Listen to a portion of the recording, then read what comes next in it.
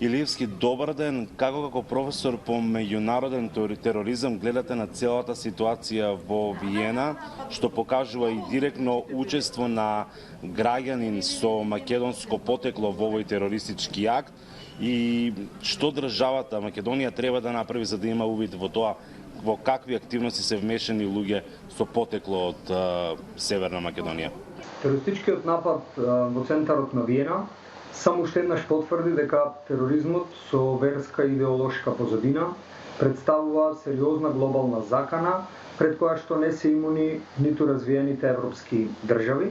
Насилниот екстремизам и тероризмот како општествено негативни и штетни појави представуваат огромна закана, а процесот на радикализација во различни општествени средини сепак е реалност која и понатаму ќе представува ризик фактор за извршување на одредени нови терористички напади.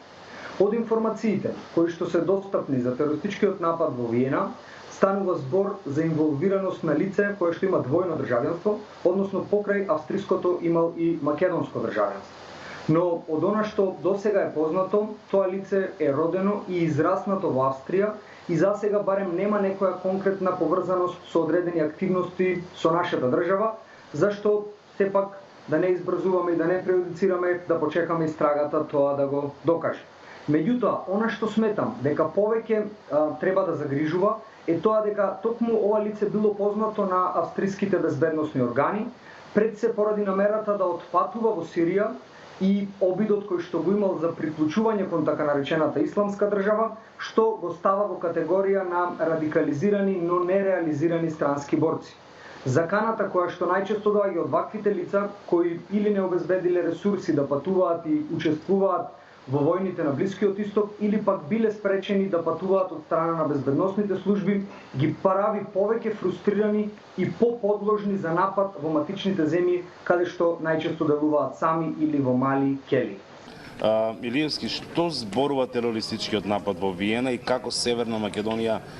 може да помогне во понатамошната истрага, кога веќе знаеме дека австриските власти веќе побараа помош и поддршка за соработка со македонските власти? Од терористичкиот напад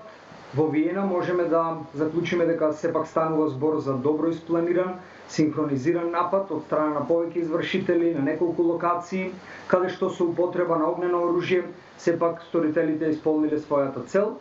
Во однос на нашата држава во овие моменти, доколку биде побарано од неа, може да помогне на некаков начин преку проверка за тоа дали конкретно лицето патувало во Република Северна Македонија, колку често, дали евентуално е евидентирано во некој од криминалистичките евиденции и дали има некаква поврзаност со одредени други лица или мрежи од нашата држава. Но сепак за тоа е рано да се зборува.